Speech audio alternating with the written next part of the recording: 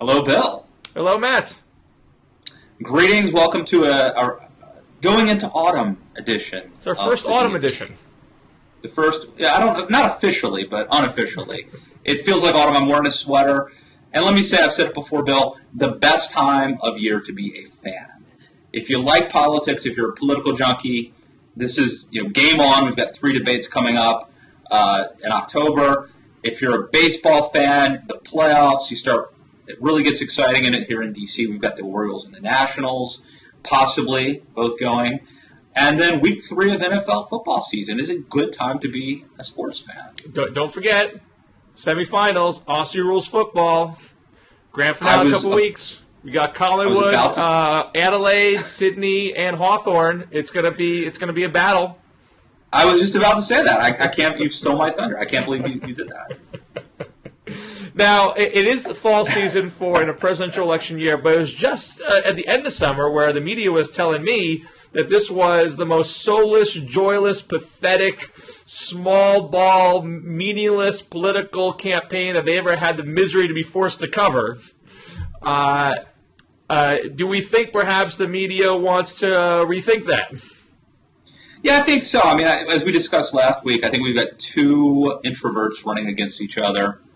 And that I think has played into the nature of the race being less than exciting. But the press loves nothing more than to cover gaffes and scandals, and we've had that this week with a series of events that the press has sort of pounced on, and I think it's been a bit overwrought, in my opinion, a bit.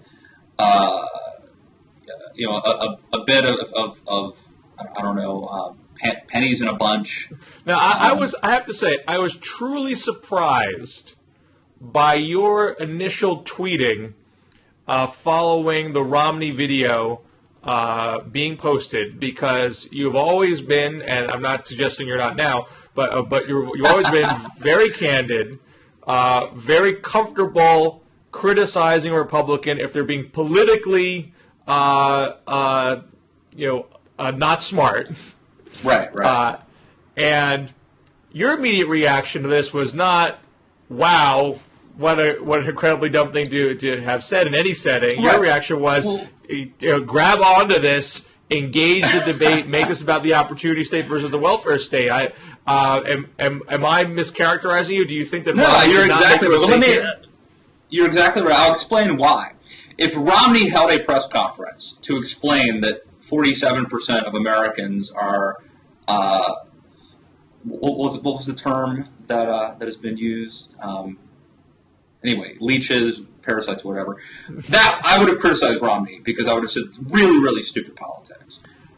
Just like when he held that press conference about Libya, that was his decision to do it, and I thought it was a mistake. And I was criticizing the strategy, and sometimes people think they confuse ideology with sort of strategic analysis. If I say that it was a bad idea to hold a press conference, it doesn't mean that I hate Romney or that I'm rooting for him to lose. It just means I think it was strategically a bad idea. In this case, Romney didn't overtly put this out. This was somebody who surreptitiously taped him, leaked it out at an inopportune time for Romney.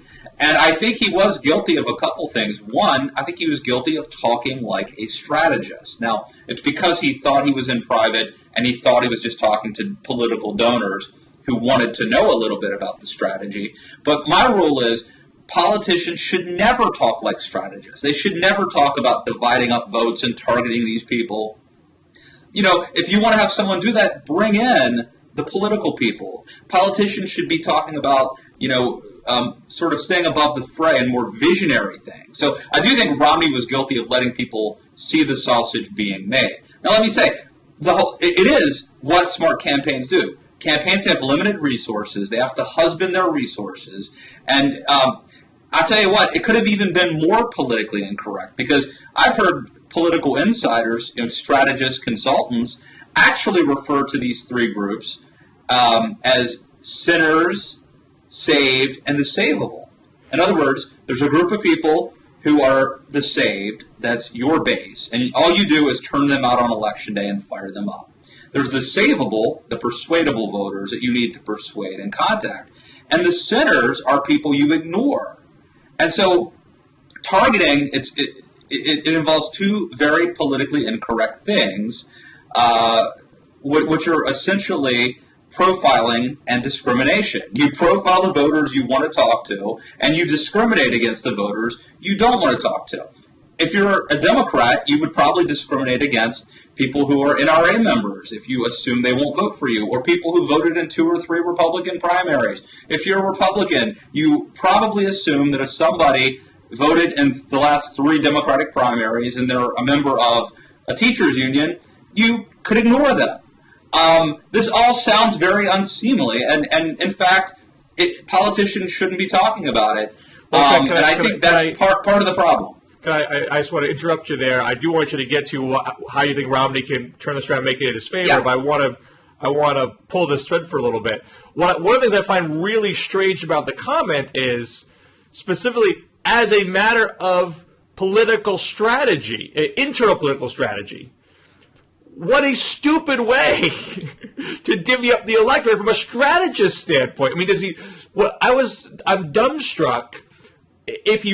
Because it's a private comment, because presumably he's talking straight, what the campaign team thinks, do they actually believe that of the entire population of 47% that doesn't pay net federal income tax, that there is nobody there they can connect with? No senior? No soldier?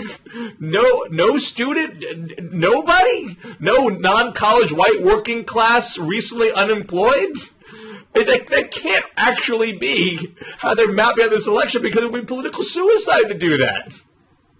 Well, I agree with you, and I don't think that is what they are doing, and I don't even know that that's what Romney was saying. I think that a couple of things. Romney did mention people who don't pay income taxes, but he also mentioned people who feel like they're entitled to food and housing and all sorts of other things.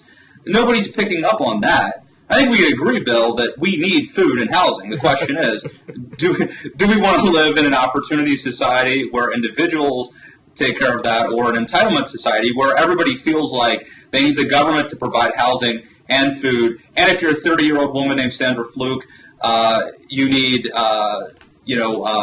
condoms or some sort of birth control provided. And if you're Julia in the Life of Julia, that infographic, you need cradle-to-grave care. So I think that's the big idea, the big thing. The other thing I'll say, though, about the 47%, there was a Gallup, according to the Gallup tracking poll yesterday, and I think the USA Today poll as well, I could be wrong about that, but certainly Gallup, Obama is getting 47% of the vote. Romney actually, it's unseemly to say, but Romney was right. There probably is 47% of the electorate that will vote for Barack Obama, and it's probably a fool's errand for Romney to try to win them over. Well, I'm sure Obama has a hard baseline of around 47. That doesn't surprise me. But to say that the nature of that base are people who inherently reject the concept of personal responsibility, that strikes me as an odd thing to. It's one thing to use as a cheap talking point to try to win an election like that. That surprises me less. To internally believe that large chunk of the nation is politically ungettable because they have that view, it strikes me as an example of what we've talked about in past shows of a closed loop problem, that this 47% talking point's been going around on the right for so long. It's being internalized so much that at the upper levels of a Republican presidential campaign, that the strategist level, they actually believe that is the wall that they're up against politically. I find that to be truly bizarre. Well, I think there are some good points there, Bill. Ramesh Ponnuru, writing at Bloomberg, pointed out that a lot of people who get government benefits, because keep in mind, that could include all sorts of things, including like Social Security, a lot of them vote Republican.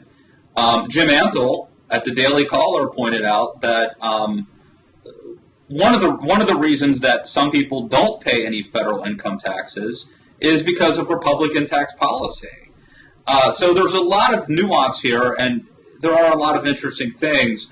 and concessions to be said, but I think that this has really been blown out of proportion. It really is making a mountain out of a molehill. It is really attributing the worst possible motives to Romney's comments. Well, I mean, doesn't he sound contemptuous of a large chunk of American society? Is that not relevant? Well, I think it's certainly been portrayed that way, Bill. When I have to tell you, when I heard this, and I'm not normal either. Neither of us are. We pay way too much attention to politics to really be to be what the sort of target swing average voter might be. Dick Morris, who at one point was pretty sagacious, said that the hardest thing in politics is to be an insider and to think like an outsider. So I sort of realize, I'm self-aware enough to know that the way something hits me may not be the way it hits you or the way it hits a voter in Ohio, where it really matters. But it did not sound contemptuous to me. It sounded like a guy who was talking about strategy, and my immediate thought went to where I think the press should have gone is the big question, Bill, the big policy question, which is to say, we have a $16 trillion debt and this is unmanageable. I think we can agree it's untenable. 49% of Americans do get some form of government benefit. I think, it's fair to have a debate and discussion about entitlement society versus an opportunity society, the American dream versus the welfare state. I think that is a serious issue, and Republicans could win or lose on that. But I think that's at least a serious debate to have, and it's not a gotcha thing or somebody caught on tape or, oh my gosh, he doesn't respect people, he doesn't like people. That's bullshit. We all know that. That is a serious debate. And look, Republicans could lose. It could be that the American public says, we disagree with you philosophically. We want the government to help take care of us. That's a responsibility of government. That's a respectable position. But let's have that debate at the national level. The press has focused so much on process and horse race stuff. And I was, just Friday I was defending the media against conservatives who were claiming liberal bias over, criticizing Romney's Libya press conference. So I've actually argued both sides of this, and I think this is different than that. It is, this is usually the liberal song. Why can't we have a serious policy debate? Oh, the media is dumbing everything down and is making it impossible for anything to talk about anything besides bumper sticker slogans and gaffes and sensationalism and whatnot. So I agree with you. I would much rather the media delve into the underlying premises that Romney is talking about and what Obama is talking about. And I think if you actually look at the average Romney speech and Obama speech, they are doing that exact thing on a regular basis. But if I was a conservative, I think I would be very unnerved that Romney, we may well have this debate right now. I think, the Obama campaign is not going to run away from what Romney's talking about. Right. But see, they're not going to talk about terms of welfare and dependency on their side, of course, but I think they're going to talk about some of these issues. And so for Romney to start this debate with a line about how 47% of the public is I'll never convince them that they should take personal responsibility and take care for their lives. That's a pretty harsh thing to say. It is, Bill, but I have to tell you, I think that half the people, or a lot of the, first of all, the notion that everybody's paying attention to this is bogus. Second of all, a lot of the people who are in the 47% are going to assume Romney's talking about somebody else. You and I know it. The guy who's getting Social Security is going to think Romney's talking about the guy getting welfare. Well, the Obama campaign's task now, which I imagine they're going to at least try to do in subsequent ads. They're not going to let this just be a 2-day story. They're going to try to stretch this out. They're going to try to take the quote and connect it to people who are like you or who you perceive to be. But I think it's hard to. I think it's harder to do because there are steps involved in making that argument. Because it's not clear to me that Romney was criticizing, the Republican guy who gets Social Security. I think the point he was making is there is a danger that we create a bifurcated society where we have people who are the taxpayers who essentially are paying for the other 50% of Americans who are essentially the takers. And anybody who has a job and pays taxes, and even half the people who don't, are pissed off at the other people who are bringing the country down. So I think that the press thought this was such a gotcha, such a gimme. We've got him right where we want him. I don't think this resonates nearly as well as they think. In fact, this could end up being a gain for Romney. I know you're going to think I'm crazy here, but if it's up to Romney to make that happen. But I don't think it's, Nate Silver, New York Times blogger, tweeted out last night a similar thing that, you could win a lot of bets when the press says something's a huge gaffe and that the race is over. You could win a lot of money betting against that prediction. But I don't think this is just the moment. I think Romney was in trouble before this. I think this is maybe a capstone of the various problems that he's had. But I was at a radio station locally yesterday. Granted I'm in New England, but I'm in a semi-rural part of Western Mass. The station has a wide signal that goes out into more rural areas than I live in. So I do think they get a collection of callers, and the DJ there told me, because I asked him, I said, look, I know this 47% income tax argument. I've been tracking it on the right for a long time, so I sort of intrinsically get what Romney's getting at, but I imagine most voters don't. What was that gut reaction? And he told me their gut reaction was, he said that half the country is lazy, and we're offended by that. Nobody thinks they're the lazy person.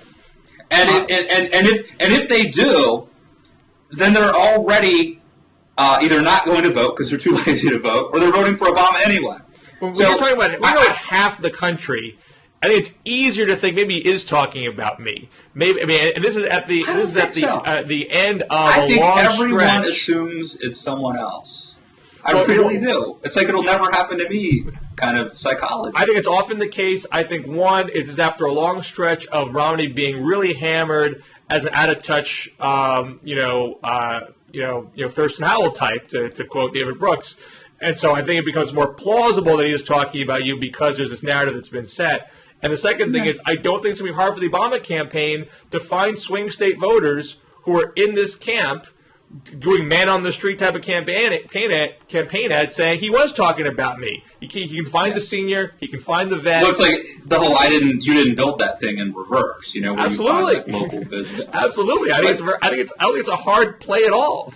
And so I would just say, but I'm concerned. I want to win this debate on my terms. For him to lead with this line as the beginning of that debate, I think it puts you in a terrible, terrible position to win the larger argument. I would just say that I think that Democrats and media types believe that this is much more of a silver bullet than it is. Now, I will say this. While I don't think Romney has done anything that can't be turned around, the question I have is, can he turn it around? And Amy Walter at ABC News wrote something today that summed up one of the things. In fact, it's a point I made on a podcast the other day, Great Minds Think Alike, which is to say that the way, he is, I will concede that Romney is on the defensive, but the candidates who've been able to sort of, your car's hydroplaning and you get control of it and you're fine. The candidates who've been able to sort of regain control are able to summon, they have this talent. So, I think that Rubio could give a speech today about the American dream that would fix this problem for him. Because he has the ability to very eloquently talk, and the biography to very eloquently talk about the American dream. And I think he could do it. Bill Clinton could do it. Reagan could do it. I mean, Bill Clinton could be in the midst of a scandal. It reminds me of Joe Montana. As a Redskins fan, in the late 80s, they would almost have Montana sacked, and just before they got him, he would throw to Jerry Rice or something, and score a touchdown. And Bill Clinton was that way. You're pursuing him, you think you've got him, and he always found a way out. But I think it's because they have this talent, this skill. And I think the concern that you have to have if you're a Republican isn't that this is like the worst gaffe in the world. It's that does Romney have the personal ability to overcome this? Well, so far, Romney, I would suggest, is doing exactly what you counseled he should do. That he should take this moment and try to expand it into a larger debate about an opportunity society versus an entitlement society. They dropped this archive video of Obama from 1998 where he says, I actually the messaging is right on. Wealth at a certain level. And so everybody can have a shot. So again, I think the full quote is not nearly as incendiary as the truncated part. Nevertheless, they're trying to use that as a touchstone to have the larger debate, and they drive it on Fox News and see if they can turn the debate around. That's a fairly creative thing to do, to have that kind of archive quote in your back pocket and drop it at a time sensitive moment. That's certainly not the dumbest thing Romney's done in his campaign so far. Does that make you a little hardened that perhaps he's going to do it the way you would like him to do it? Well, I think their messaging is right on today. But they've run this schizophrenic campaign where they start doing the right thing and they get aggressive and then they back off. As soon as they're out of the clear, they let the foot off the gas and they let Obama get back up and beat them over the head. Romney's messaging is really good right now, but it's mostly being driven by other people. There's a memo put out by campaign manager Matt Rose today that hits on this entitlement society versus the opportunity society. It's great messaging. I don't know if he got it from me and people like me who immediately sort of were saying this is what the real discussion should be, or again, great minds think alike. Who knows? Mitt Romney went on Cavuto yesterday and made some of these same points. He wrote an op-ed in the USA Today that made some of these same points. The RNC's out with a video making some of these same points. All of that is good, but to really get the public's attention, Romney would have to do something big, like give a big speech making these points, or find a way to use his personality to drive this. And that's the question. I don't know if he can do that. And it's tough. And the fact that maybe he's a bad messenger of this message, I think, is relevant. I think it's very possible that conservatives right now are making a huge mistake, because right now they rush to embrace Romney and try to prop him up, boost him up, and say, run with this, stick with this. And so it becomes much harder that, if he can't execute it the way conservatives would like, that they're going to be tarred with the failure of it. And it's analogous, I think, to Mondale in '84. Now, here's Mondale in '84. He's down behind Reagan. Reagan's got the Morning America, wind at his back. The economy is doing better. It's certainly better than it was at the end of the Carter administration. And Mondale tries to shake up the race. This was more deliberate than what Romney was doing initially, but nevertheless, and says, I'm going to tell you the truth. Your taxes are going to go up. Reagan's going to raise your taxes. I'm going to raise your taxes. He won't tell you I just did. So he tries to take that tax argument and make it on favorable, honest, leadership, tough decision kind of terms. And it actually made Reagan wobbly for several days, because the campaign wasn't prepared to say on the record that they would never, ever, ever, ever raise taxes, because they knew full well they probably would have to in some way, shape, or form to contain the deficit. So they had some uncertain messaging for a bit. But at the end of the day, Mondale was such a flawed messenger of this message, because he was part of the Carter administration. You could saddle him with the economic record of that administration. The Reagan was able to regain his footing and jam that line back down his throat, and Democrats got tarred as the tax hike party for a very long time, ever since that point. So I think conservatives now are taking a big, big risk after a long time of selling themselves as strictly a tax cut party. And now running the risk of being a party for tax cuts for the wealthy, but tax hikes for the poor, by pushing Romney into this message and embracing it themselves. So if he loses, that could really leave a big mark for a considerable period of time. A wise man once said, you go to war with the army that you have, not the army that you wish. No, I think for a that while conservatives were putting distance. For a while, it's like, Romney sucks. He's flawed. He's not a real conservative. When he loses, it's because he's pathetic and it's not us. That's going to be much, much harder to sell after the Ryan pick, after embracing this comment. I don't say you separate yourselves from Romney if he goes down at this point. I mean, I think Ryan could make this argument more eloquently, and I think Rubio could make it way more eloquently than either of them. So the messenger does matter. Not just, there's the biographical part of it, and then there's also the eloquence part of it. And I think it is challenging for Romney. The question over whether or not conservatives should go to the hilt for him is an interesting one. It is funny to watch what has happened. And it's frustrating. It seems like some of the conservatives who were skeptical or critical of Romney, once he became the nominee, checked their sort of intellectual honesty at the door and drank the Kool-Aid and became like, Romney can do no wrong. Meanwhile, a lot of the people that, at least from my standpoint, were quietly boosting Romney, are all of a sudden have now discovered their intellectual honesty, and they're going to call him like they see him. And right when Romney's down, they're going to kick him, or at least tell the truth about him. I may be one of the few who've been consistently skeptical and, the whole time.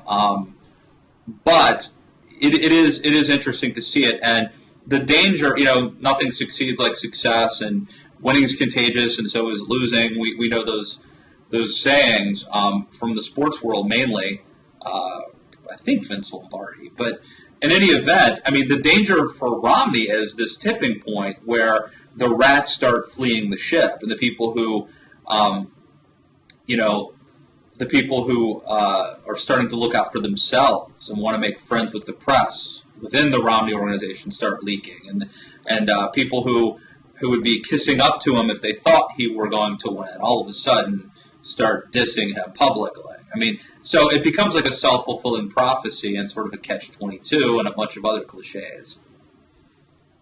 Do you want to leave the Romney discussion on that note and shift to your critique of Morning Joe? On that happy note, let's segue. Actually, I'll give you the segue because the segue I think that ties into this is I was watching Morning Joe the other morning, the morning after the Romney tape surfaced, and it was a whole show of horse race and process and hand wringing, and there was nobody there to say. And by the way, there's nothing wrong with doing some horse race stuff, but there was no one there to say during the third or fourth segment bashing Romney, well, now let's wait a minute, let's just talk about the bigger issue. I mean, maybe Romney didn't put this most eloquently, but what about the big question about entitlement reform versus an opportunity? No, they never got around to that. And I think that's part of the problem. Bill, I cannot tell you, I've gotten more emails from readers. I wrote this piece saying that Morning Joe, that it's a very important show, it's a show that I like very much, but it seems to me that since Pat Buchanan was essentially ousted from MSNBC, the show has drifted leftward, and I cannot tell you how many emails from people I got who told me, I'm a fan of the show, used to watch it all the time, they're starting to lose me. So that's the gist of it, but you read the piece, Bill. What do you think? Am I right? Yeah, am I wrong? I think it's because Dan Senior is busy. Dan Senior has been on the Morning Joe a lot, giving a pretty hardline conservative message, and now he's with the Ryan campaign, so he probably can't be on the show as much. Was Buchanan really on that often? Buchanan was on all the time. Really? I mean, all the time. Buchanan's always been an interesting conservative, if kind of racist and anti-Semitic, but he always had some interesting things to say. He always had a novel take on things. He's a fun TV personality. So, well, see, Dan Senior, number one, both Dan and Pat are you can't really say either are orthodox conservatives. I mean, Pat is a paleocon, Dan is a neocon, virtually opposites within the movement. But I think the difference is that Pat was kind of an intellectually honest observer, and he was old, and he had gravitas and experience, and could push back against narratives. When Chris Matthews went on his rant, that shameful rant during the RNC convention on Morning Joe, Pat would have been able to push back. I think Dan is more of a political operative. I mean, he's more someone who's sort of going to tout the party line, always defend Romney, and also, obviously, he's got a very specific foreign policy worldview, which is fine. But here's the thing. I think I was on Ed Morrissey's show the other day, and I think that they need somebody, and I would suggest Bill Bennett or Newt Gingrich or John Shadegg or Rudy Giuliani. Somebody, and this doesn't have to be a co-host, but somebody who's on 2 or 3 times a week, about as much as Heilman or Halperin, to bring the conservative viewpoint. And it has to be somebody with a little bit of gray hair or no hair who's been around and I would think the opposite. I would think you want a fresher face. I think you want someone. I mean, I agree that as far as having sort of an interesting, lively discussion. I mean, I don't like Morning Joe anymore. I liked it for a brief period of time. I watch it much less because I feel they have a very narrow, faux centrist viewpoint. That's essentially a little clique of them and their friends, and espousing things, asserting things. Tina Brown, Donnie Deutsch. What's that? The Tina Brown set, basically. Yeah. And so, on one hand, sort of the comfort level that Scarborough has with his friends, they have a nice rhythm that makes for viewing purposes. I understand why people would like that. I do think there's good chemistry. Good chemistry of their clique. Yeah. Not all cliques have good chemistry, so I give them TV points for that. So you can't just drop anybody in there and the chemistry's still going to work. I would like to see perhaps someone who was more liberal and someone who was more conservative that could fit in that community to broaden the viewpoints of the show. But I would think I am so done with Newt Gingrich. I mean, that guy's act is over. It bores me to tears at this point. I would like to see someone who was up and coming. I understand your point that you want to sort of hold their own. And don't get me wrong. Don't get me wrong, Bill. I mean, Sam Stein from the Huffington Post, who's a fine reporter, is on there all the time, and that's great, but he should be balanced by me or Philip Klein or Tim Carney, or I could give them a list of 20 young. Well, I think your generation of conservative, pundits, it makes more sense than having. How about Connor Friedersdorf? There's a guy who has some unorthodox conservative libertarian viewpoints that I've never seen on TV, as far as I know. I think he'd be interesting. I'd like to see how he does. It could be interesting, but I don't. But to fix the bigger problem with the show, I think you need. I think the problem coincides with the exodus of Pat Buchanan, which, in fairness, Joe and Mika opposed. They like Pat, and they fought to keep him. But here's the thing. My take is that the show is very important. People think Fox and Friends is vapid because one minute they'll have Ambassador Bolton talking about Iran getting a nuclear bomb, and the next minute they're racing penguins down the hallway and Steve Doocy's barbecuing out, in front of the building. So, I mean, there are people who are news junkies who like Morning Joe because they mostly focus, with a few exceptions, on news and politics. And they tune in, and they used to see the show as fair. And I think that conservatives more and more are dropping off because they think the show, Joe is conservative, but he's certainly not going to be a Republican cheerleader. And there are things, again, I'll just bring up the other day as a prime example, where they spent the whole day talking about what a horrible gaffe Romney had committed. nobody that challenges it and says, well, what about the bigger issue, the fact that we have a growing entitlement problem in America, and we need to fix that. There's a $16 trillion debt. We need to address that. Why aren't we outraged about that instead of Mitt Romney saying something stupid? Well, part of the problem there is, when I do watch the show, you don't see panelists regularly, and maybe, I don't watch the show enough to make this sort of comment, so feel free to correct me. I feel a similar problem with Bill Maher's show, that the host is so dominant and so sure of himself that the panelists are very comfortable challenging premises that he or she, in some other cases, might have that might be worth challenging, because they come on with this sort of angry voice of the people attitude. And you want to stay in good with the host. You want to stay on the panel. You want to keep getting invited back. You don't later and say, wait a second, you actually know what you're talking about. That is the downside of personality-based political talk. The upside is that I think people like watching shows where there's a signature voice of the show, and so that's why for this to work, it doesn't fix the problem to invite a random conservative guest on now and then. It has to be someone who, number one, has a seat at the table. Not that he's not going to be a co-host, but someone who is part of the Morning Joe family, because that gives you a certain amount of cachet and freedom and comfort and to be bold. And I think it has to be someone who's been around a while, like Bill Bennett might be a good person. He's got a radio show he couldn't do if he did this, but you get my point. He's been around a while. I just think that it's possible that what you want Joe Scarborough to do, Joe Scarborough doesn't want to do. Joe Scarborough wants to have a platform where he gets to say what he wants to say and has a bunch of panelists that agree with him. So he might not want to change that. And and today he might be harder on Republicans than he will be tomorrow. He's a bit mercurial in that way. He's certainly not a Democratic cheerleader. But he's almost always the most conservative person on the show, and a lot of conservatives don't think he's conservative.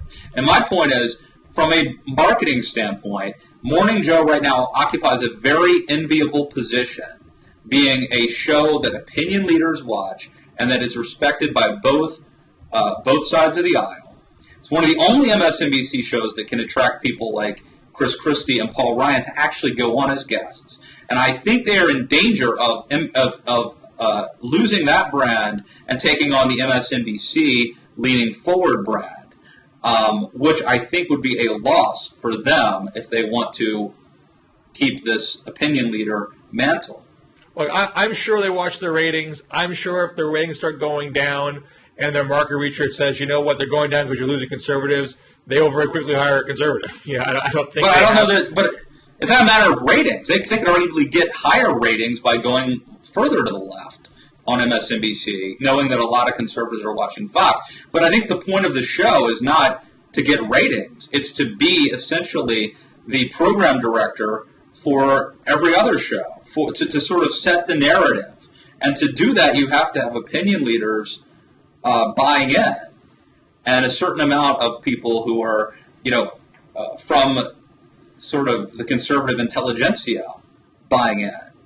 And I think that's tenuous. Well, I think it could be that what you want out of the show, what I want out of the show, is not what I want the show to be like it was a year. I don't want out of the show. But I don't want something radical. I want the show to be what it was a year ago. Not what it's never been. I'm saying it's drifted, and the past year is the anomaly. Well, where a lot of these shows drift into once they get established and have loyal followings is that the host gets to do what the host wants to do and feels less constrained by other journalistic limitations. So long as Joe Scarborough gets to pop off and he has enough ratings for the brass to be happy, he's not going to have much incentive to change. Right. Well, I mentioned Pat Buchanan. The other sort of thing that coincided with this is the departure of Chris Licht, who was the, senior producer who left. And that maybe that is as more or as telling as anything.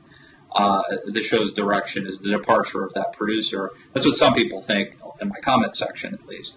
But in any event, let me just, I do want to say this, if I didn't care about the show, if I didn't think the show wasn't important, I wouldn't write about it and nobody would read. And I've gotten so many emails. I mean, people really like this show, and a lot of people really can't stand Fox and Friends.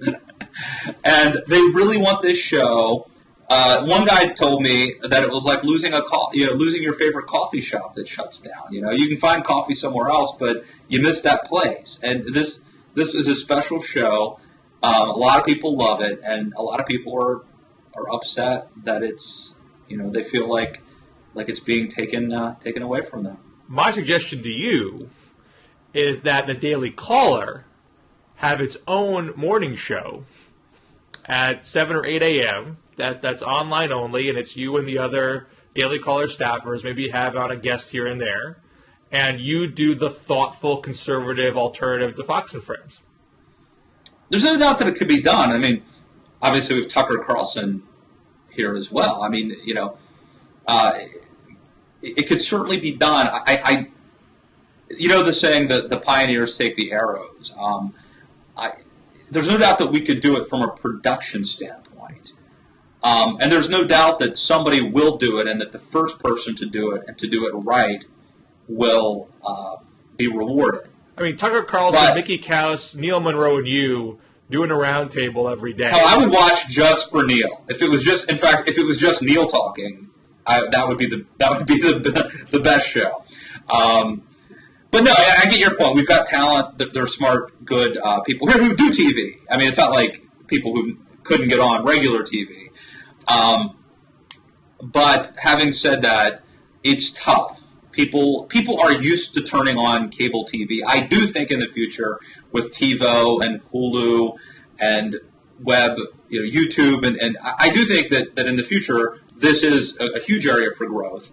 I just don't know if the cost benefit makes sense. People are still trained to turn on the TV, the cable news in the morning, and if you've got the money of Glenn Beck, that's one thing, but it's a tough egg to crack. Well, let's leave it on that note, sir. But we have this show. We do. We do have this, and we've got our podcasts. and they will take this show from me when they pry it from my cold dead hands. Excellent. Well, I think we have a very exciting 2 months ahead of us, Matt. I do not see this as any sense joyless and soulless. I think it's going to be a fun ride. Well, the campaigns may be incompetent, and they may be inept, but we will cover this race with talent on loan from God. Until next week. The DMZ, we'll see you soon. Take care.